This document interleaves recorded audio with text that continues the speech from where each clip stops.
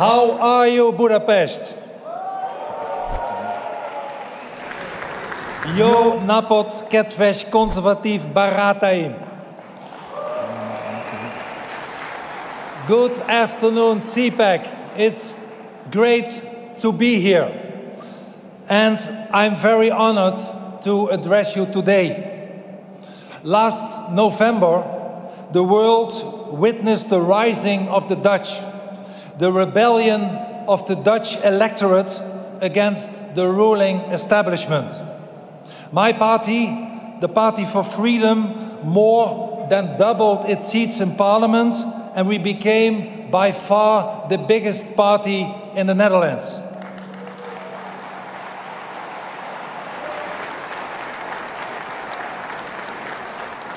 And today we are negotiating, forming a new government. And I hope that will succeed. So please allow me to say some words to the Dutch press, because they are very nervous today. In the Dutch newspapers, opening with national newspapers, even on the 8 o'clock news and other news programs, they all say that Wilders kill the negotiations by speaking for CPAC today. And I have to disappoint them. I will not do that, because winning the elections, becoming the biggest party, comes along with a big responsibility. And the responsibility I have is to my country and to my people. So to the Dutch press, if you're only interested in that, please go home.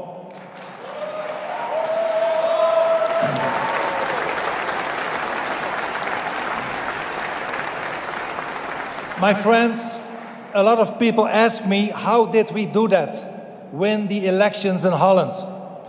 And I'm here to tell you. But let me first emphasize that we are standing on the shoulders of giants. Not just Dutch giants. Heroes as Pim Fortuyn or Theo van Gogh, both murdered in my country as martyrs of freedom. But also some of our and your heroes, such as the great Ronald Reagan, who in 1974, exactly 50 years ago, gave the inaugural speech at the first ever CPAC meeting. And much has changed in the last 50 years. Much has changed for the better, such as the liberation of Eastern Europe. But much, unfortunately, has also changed for the worse. New and serious threats have emerged. And that is why CPAC is still necessary. Indeed, it is more needed than ever. Winston Churchill, another giant of the West, once said, and I quote, "Courage is the greatest virtue because it guarantees all the rest," end of quote. And Churchill was right.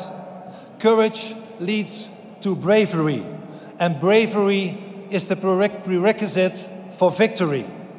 And that, my friends, is exactly why I have come to Budapest. To encourage you, to call you to bravery, to support you in your way and your route to victory. And I am extremely happy by doing so in Hungary, the country of my beloved wife Christina, and the country of my dear friend Viktor Orbán, who I just met.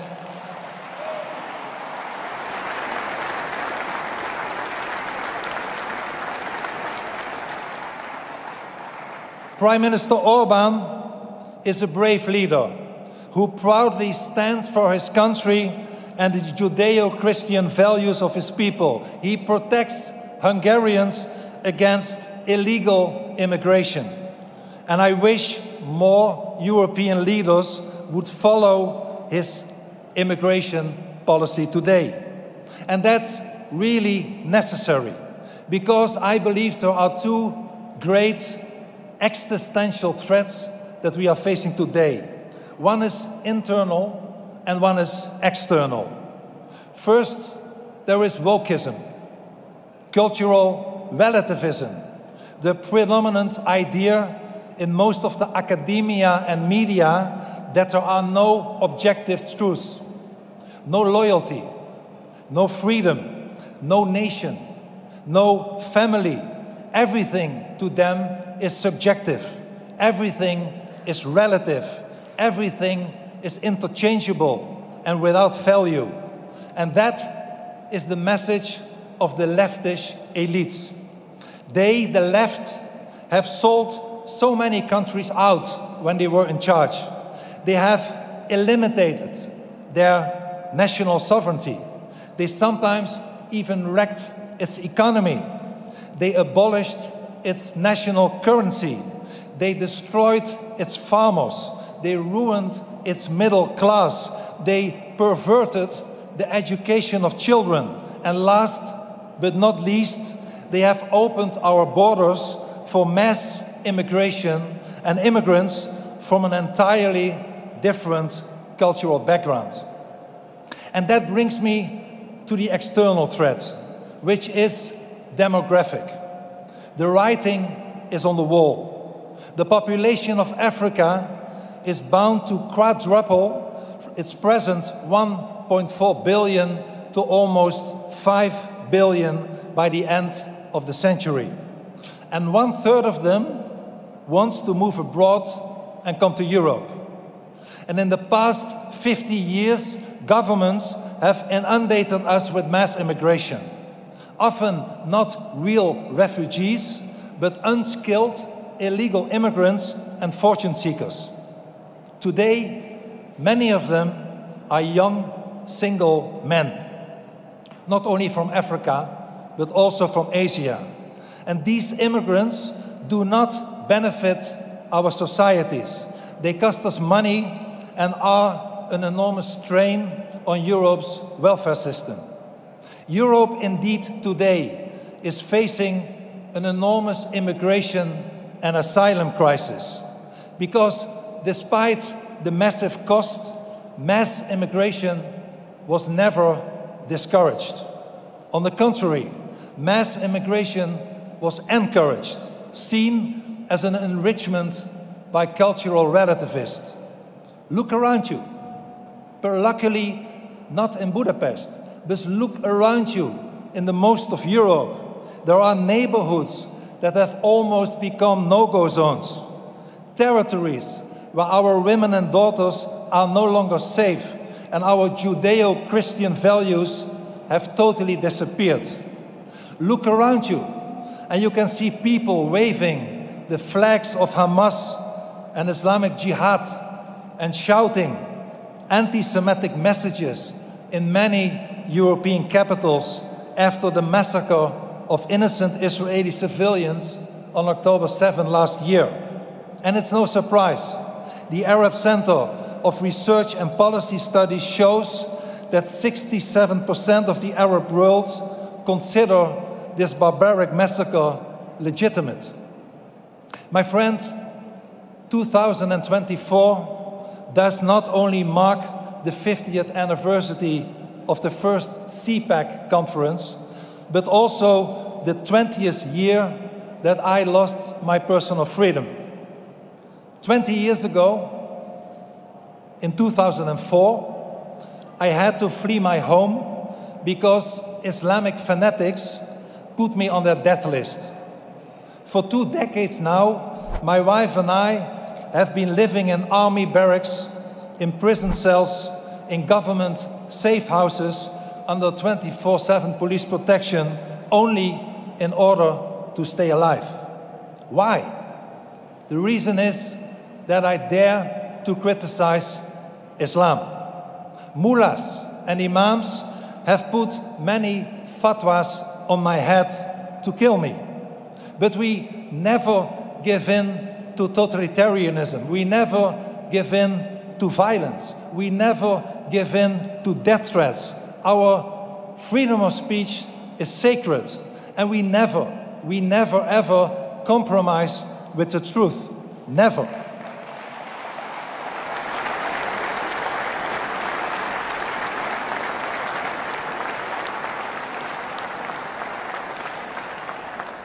And the truth is that many European nations today are overrun with more and more illegal immigrants and asylum seekers, more than we can handle. So why did we allow this? Why have we not stopped it? Which people have voted for this ridiculous policy? Why did politicians all over Europe refuse to do their duty and speak out against this madness? My friends, in the 1955 inaugural issue of National Review, Bill Buckley famously wrote, and I quote, "A conservative is someone who stands athwart history yelling, 'Stop!'" And here, my friends, we get to the heart of the matter, the explanation of the great electoral success of the Party for Freedom in the Netherlands. Unlike other parties in the Netherlands, we had the courage to stand athwart history and yell, "Stop!" We dare to yell, "Stop!" We have always said the truth, never stayed silent. We have stood by our people, and we always will. We have never abandoned our beliefs, and we never will. My party has always refused to follow in the mold of politicians such as the French President Macron or the former German Chancellor Merkel and many others who opened their borders, impoverishing and endangering the people and diluting Europe's Judeo-Christian and humanistic culture and civilization. We have always defended our people. We have constantly yelled "Stop!" at the bureaucrats in Brussels when they wanted more and more federalism and less of our national sovereignty. We yelled "Stop!" to the wokeness which politicians out of the West try to impose to the common people and their children. We have always yelled "Stop!" to their open border policies. And now, finally, sick and tired of being ignored, sick and tired of the trampling on their values and everything they hold dear, the Dutch people cried, "Enough is enough." They said "Stop!" at the elections.